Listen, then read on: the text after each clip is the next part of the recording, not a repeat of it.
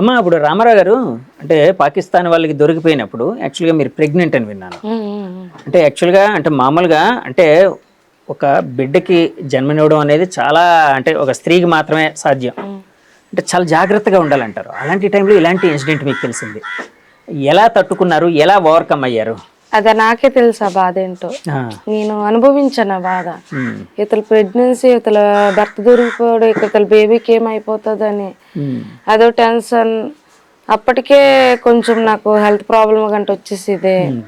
ఇటు తిరిగేదాన్ని, ఎంత health problem ఉన్నా ప్రెగ్నెన్సీ తోటి తిరిగేదాన్ని.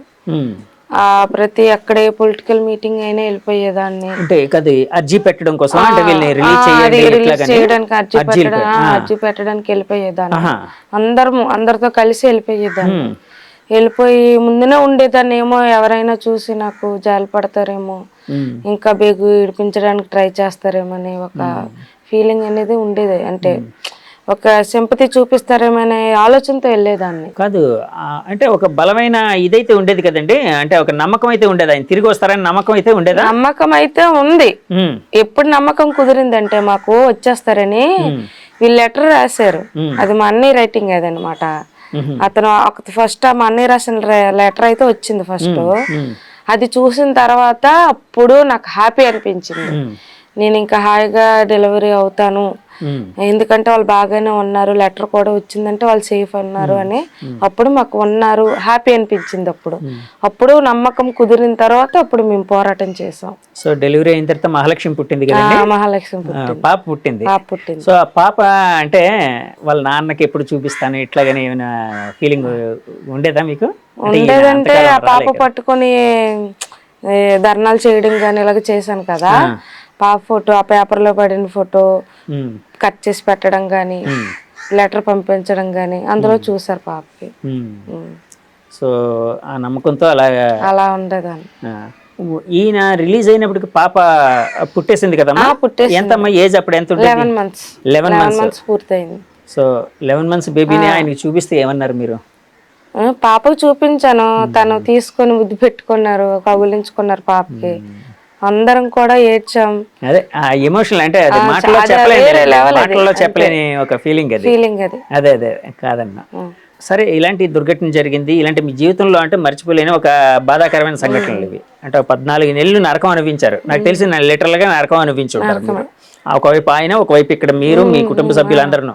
మళ్ళీ ఆయన అంటే వేట జీవనాధారం కాబట్టి మళ్ళీ సముద్రం మీదకి వెళ్ళినప్పుడు భయం వేస్తుందా లేదా?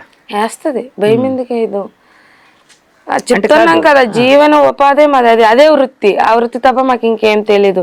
ఒకవేళ డిగ్రీ చదివినా, ఇంజనీర్ చేసినా మాకు జాబులు రావు. ఎస్టీ జాబితాలు చేరిస్తేనే మాకు జాబులు వస్తాయి. ఆ కులంలో చేరిస్తే ఖచ్చితంగా మాకు జాబులు వస్తాయి. అది ఎస్టీ జాబితాలు చేర్చట్లేదు, గవర్నమెంట్ వచ్చిన పట్టించుకోవట్లేదు కనుక అందుకే జాబులు రావట్లేదు. మరి జాబులు రావట్లేదు, ఇక్కడ ఏడకి వెళ్తే ప్రాణాలు జిట్టీలు కూడా లేవు. ఇక్కడ జట్టీల నుండి వలస వెళ్ళిపోతాం మేము. మెయిన్ దొరకడం కారణం అదే పాకిస్తాన్కి. ఇక్కడ సముద్రం ఉంది. మినీ జట్టీలు అంటే కెరటాలకు అడ్డంగా అంటే రాళ్ళు వేస్తారు, ఇటువైపు నుంచి అటువైపు నుంచి అలలకి తాకిడికి ఆపడానికి. ఆ రాళ్ళు వేయడానికి అది అయితే 20 కోట్లు ఖర్చు, తక్కువే. పెద్ద హార్బర్లు అంటే 300 కోట్లు అవుతుంది. 20 కోట్లతో అయిపోతుంది. రాళ్ళు అలలు తాకిడి ఆపడానికి రాళ్ళు ఇటువైపు అటువైపు వేస్తారు. అలాంటిది ఉంటే ఇక్కడ ఉంటాం. అవి లేక గుజరాత్ లో అయితే ప్రతి 15 కిలోమీటర్లకి 20 కిలోమీటర్లకు జట్టి ఉంది. మనకి విశాఖపట్నంకి మన శ్రీకాకుళం ఎన్ని కిలోమీటర్లు ఇప్పుడు? 140 ఉంటుంది. 140, 150 వేసుకోండి. ఈ 140 కిలోమీటర్లు మినిమం 5 ఫిషింగ్ హార్బర్లు పోనీ మినీ జట్టీలను ఉండాలి. మినీ జట్టీలు అంటే రాళ్ళు కెరటాలు అలా అడ్డం పెట్టడానికి రాళ్ళు వేస్తారన్నామే, అలాంటివి 5 ఉండాలి. అదే గుజరాత్లో 5 ఉంటాయి 140 కిలోమీటర్లు. 5 జట్టీలు అంటే మనకు ఒకటేం లేదు. ఇప్పుడు బుడగొట్ల పనులు అన్నారు, కానీ బుడగొట్ల పని ఉన్నా ఇక్కడే కట్టాలి. ఇక్కడ డిమెచ్లు అసలు మినిమం జట్టి కట్టాలి. ఎంతో దగ్గర 20 సంవత్సరాల బట్టి వింటాను అన్నది. ఏ ప్రభుత్వం వచ్చినా మీకు జట్టి కడతాం, మినీ జట్టి కడతాం అంటారు. అప్పుడు గెలిచిన తర్వాత అప్పుడు పట్టించుకోవట్లేదు. ఆ బుడగొట్ల పనులు ఉన్న డిమెచ్యులేషన్ ఇక్కడ మినీ జట్టి ఉండాలి ఖచ్చితంగా. ఉంటే అందరు ఎందుకంటే వెళ్తారు. మొత్తం 104 పంచాయతీలు ఉన్నాయి ఇక్కడ మనకి మత్స్యకారు గ్రామాలు ఉంటే ఇవందరూ ఇక్కడ మినీ జెట్ ఉంటే ఇక్కడ ఉంటాం కదా. ఇక్కడ లేకే కదా గుజరాతీలు పాకిస్తాన్ దొరికిపోవడం. ఇవాళ ఈయన రేపు ఇంకోటి అవుతాడు ఇవన్నీ. అక్కడ ఏం జరిగినా చనిపోయిన బాడీ కూడా ఇక్కడ పంపించరు. కొన్ని బాడీ రప్పించాలి కదా. ఇప్పుడు అంతా ఎమ్మెల్యేల ద్వారా కొన్ని సీఎంల ద్వారా అక్కడ గుజరాత్ సీఎంతో మాట్లాడి ఇక్కడ మాట్లాడి అక్కడ ఎవరున్నారు మొత్తం మాట్లాడుకున్న బాడీ కూడా రప్పించగలరు, అది కూడా రప్పించరు. మరీ దారుణమైన పరిస్థితి మత్స్యకారుల జీవితం. మరి ఇప్పుడు బాగుపడుతూ ఈ సినిమా ద్వారా అయినా ఈ ప్రసవాలు మీ ద్వారా అయినా ఇప్పుడైనా నాయకులు కదిలొచ్చి ఇక్కడ జట్టి కడతాం మరీ కోరుకుంటే, ఇప్పుడు మనకు రోడ్డు ట్యాక్స్ కడతాం బళ్ళకి, అక్కడే జట్టు ఉంటే బోట్లు కూడా ట్యాక్స్ కడతాం కదా, గవర్నమెంట్కి ఉపాధి కదా. మాకు కూడా జట్టు ఉంటే మాకు కూడా వీళ్ళకి ఉపాధి పని దొరుకుతాయి కదా, ఫ్యాక్టరీలు వస్తాయి, మన ఆయిల్ బొంకులు ఉంటాయి, పెద్ద పెద్ద కంపెనీలు ఉంటాయి, లేడీస్ కూడా పనులు దొరుకుతాయి, ఉపాధి దొరుకుతుంది, అందరూ వలసలు తగ్గించవచ్చు కదా. సో అలాంటివి జరిగితే బాగుంటది. అది నా బాధ. ఇప్పుడు యాక్చువల్ గా ఇది అంటే మీరు ఏదైతే కోరుకున్నారో అది జరగాలని కోరుకుందాం, త్వరలోనే జరగాలి, మీలాంటి వాళ్ళ కష్టాలు తీరాలని కోరుకుందాం. నేను అనేది ఏంటంటే ఇప్పుడు మళ్ళీ సముద్రం మీదకి ప్రతిరోజు అంటే నెలకోసారి వెళ్తూ ఉంటారా మీరు వేటకి? నెలకు ఒకసారి కాదు, మేము వెళ్ళామంటే మినిమం 20 రోజులు, అంటే చేపలు ఎక్కువ దొరికి 20 రోజులకు వచ్చేస్తాం, లేదనుకుంటే 29 నెల రోజులు అయిపోతుంది. ఓకే, అంటే కాదు 2 నెలలకు ఒకసారి వెళ్తారా మళ్ళీ వేటకి? అంటే వచ్చిన వెళ్ళిపోతాం మళ్ళీ వచ్చిన రోజు మొత్తం ఖాళీ చేస్తాం, సరుకు చేపల గీపలు వేసి మళ్ళీ రాసిన గేసిన మొత్తం నూనె డబ్బులు అన్ని పట్టుకుని మళ్ళీ వెంటనే నైట్ తీసేస్తాం. మళ్ళీ ఆ నైట్ 4 గంటలకు 2 గంటలకు ఏదో టైం తీసేస్తాం. యాక్చువల్గా సముద్రం మీదకి వెళ్ళినప్పుడు మీకు ఎలాంటి ఫీలింగ్ కలుగుతూ ఉంటుందండి?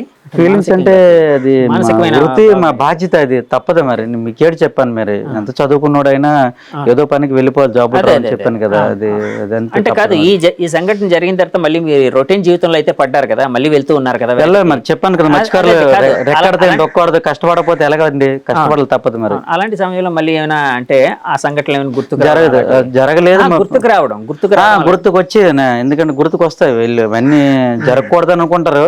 కానీ ఇప్పుడు ఏంటంటే అలాంటి సిచ్యువేషన్ ఎట్లేదు, అంత బాగానే ఉంది, అన్ని పని చేస్తున్నా కనుక మరి వాటి వైపు ఎవరు వెళ్ళట్లేదు. అది ఓకే.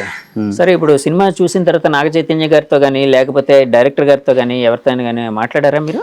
మాట్లాడలేదండి. ఇప్పుడు మనకి సినిమా హిట్ అయింది కదా, ఇప్పుడు 20 డేట్ వస్తానన్నారు ఇక్కడ శ్రీకాకుళం, అప్పుడు కలిసి మాట్లాడుకొని అప్పుడు వాళ్ళందరికీ ఆల్రెడీ ఈ వీడియో తరపున చెప్పాము, చిందు ముందటికి నాగ చైతన్యకి ఈ కృతజ్ఞతలు, మా మత్స్యకారులు ఎప్పుడు మీకు రుణపడి ఉంటారని అవన్నీ నేను చెప్పాను. ఎందుకంటే చాలా గ్రేట్ అండి, ఎక్కడో డిమచ్చిలేసం మారుమూల గ్రామం, ఈ స్టోరీ ఆయన తీయడం మాకు చాలా అదృష్టం, నిజంగా చాలా గ్రేట్, జీవితంలో మరవలేము ఆయనకి. రామారావు గారు, పెన్ అన్నారు కదా ఇందాక, పెన్లు జైల్లో ఉండేటప్పుడు పెన్ చేసేవాడిని, ఒక పెన్ ఏదో ఉందని అన్నారు కదా, ఒకసారి చూపించగలరా? అంటే ఇలా అక్షరాలు వస్తాయి KNY అని, ఈ దీన్ని బట్టి రామారావు అనుకో RAMARAO పేరు తయారు చేస్తాను. అదేంటండి, అది దేంతో అంటే దేంతో స్కెచ్ లా గీసిందా లేకపోతే ఏంటి? దారాలు వస్తాయి, మేము అల్లుతుంటాం, ఇలాగలితే KLకి వస్తుంది, NLకి వస్తుంది, ఇలా దారం మడత పెట్టడం చేయడం, ఇలా సింబల్ వస్తుంటది, ఇలా రామారావు వస్తుంది. అంటే ఈ మొత్తం ఒకటే కలర్ దారం వేసాం, 2 కలర్ దారాలు కూడా చేయొచ్చు. మన ఇండియా ఇలాగ 3 రంగులు ఉంటారు, 3 రంగుల దారాలు కూడా చేయొచ్చు. అలాగా పాకిస్తానీ ఖైదీలు మీకు డబ్బులు ఇచ్చేవారు, ఇలా చేస్తే 100 రూపాయలు ఇచ్చేవారు, 10 పెన్నులు చేస్తే 1000 రూపాయలు. ఆ డబ్బులతో టిఫిన్ కానీ కూల్ డ్రింక్స్ కానీ వాళ్ళే టిఫిన్ ఇస్తారు, కానీ జైల్లో బాగోదు కదా. బయటనైతే జైల్లో ఉంటది దుకాణం, అక్కడికి వెళ్ళి ఎవరైతే ముసలి వాళ్ళు ఉంటారో వాళ్ళ ఖర్చులకి డబ్బులు కంటే సర్దేవాడిని ఇచ్చేవాడిని. సో ఇలాంటి పనులన్నీ చేసేవాడిని. రామారావు గారు, యాక్చువల్గా మీరు అక్కడ జైలుకి వెళ్ళినప్పుడు అంటే మీ మిస్సెస్ ప్రెగ్నెంట్, సో యాక్చువల్గా ఒక భార్యని అలా వదిలేసి వెళ్ళడం అనేది చాలా చాలా బాధాకరం. రెస్పాన్సిబిలిటీ తీసుకోవాల్సిన సమయంలో మీరు దూరం అయిపోయారు. సో అంటే అప్పుడు మీ మానసికమైన భావన చాలా కష్టంగా ఉంటుంది. వచ్చినప్పుడు పాపను చూడగానే మీకు ఏమనిపించింది? పుట్టిన పాపను చూడగానే చాలా హ్యాపీ అనిపించింది. మరి ఎందుకంటే ఆవిడ కడుపులో ఉన్నవాడు లేని, జైల్లో ఉన్నాను. మళ్ళీ ఆవిడ డెలివరీ అయిన తర్వాత మళ్ళీ వచ్చాను, ఇప్పుడు 6-7 నెలల తర్వాత, మళ్ళీ అంటే 14 నెలల తర్వాత వచ్చాను మొత్తం టోటల్ జైల్లో ఉండి. అలా జరిగింది మరి. ఓకే. సో అంటే మామూలుగా ఈ స్టోరీలో తండేలు అంటే ఇందాక నాయకుడు అంటే డ్రైవర్ అంటే రథసారథి నాయకుడు అని అర్థం కదా అని చెప్పారు కదా.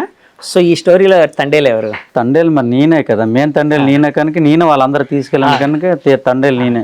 అదే నేను అంటుంది అది కాదు. అంటే యాక్చువల్గా అంటే మీరు ఇంత కష్టపడి అంటే మీ వైఫ్ ఎంతో కష్టపడి వార్తలు కష్టపడి రాపించారు కదా. అదే నేను అంటుంది అది. ఎందుకంటే ఇప్పుడు మీరు అక్కడ ఉన్నారు, సో మీరు విడుదల కోసం కృషి చేసి పాపం లెటర్లు రాస్తూ అందరినీ అప్రోచ్ అవుతూ ఢిల్లీ వెళ్ళి జయశంకర్ గారిని వీళ్ళని వాళ్ళని బోట్ నడిపించే తండేలు మాకు రప్పించే తండేలు ఈవిడ. సో ఎప్పుడైనా తండేలకి థ్యాంక్స్ చెప్పారా? మీ జీవిత భాగస్వామి తండ్రికి థ్యాంక్స్ చెప్పారా? చెప్పాను. మా ఎదురుగా థ్యాంక్స్ చెప్పండి. దాంతో థ్యాంక్ యూ నూకమ్మ గారు. మాకు వినిపించట్లేదు. థ్యాంక్ యూ నూకమ్మ గారికి. తర్వాత చెప్పాను కదా 22 మంది, తర్వాత పాలిటిక్స్ ప్రకారంగా అంటే అన్ని గవర్నమెంట్లకు, టీడీపీ గవర్నమెంట్కి, వైసీపీ గవర్నమెంట్కి, అలాగే జనసేన 3 పార్టీలు కూడా అందరికీ, మళ్ళీ మా పంచాయతీ పెద్దలకి, కుర్రవాళ్ళకి అందరికీ నిజంగా వాళ్ళందరికీ ధన్యవాదాలండి. చాలా కష్టపడ్డారు. వీళ్ళతో పాటు కూడా అందరూ సాయం చేశారు. అందరికీ ధన్యవాదాలు. సరే, అందరికీ థ్యాంక్స్ చెప్పారు. ఆవిడకి థ్యాంక్స్ చెప్పేసి కూడా చెప్పాను. మా ఎదురుగా చెప్పండి. చెప్పండి పర్లేదు.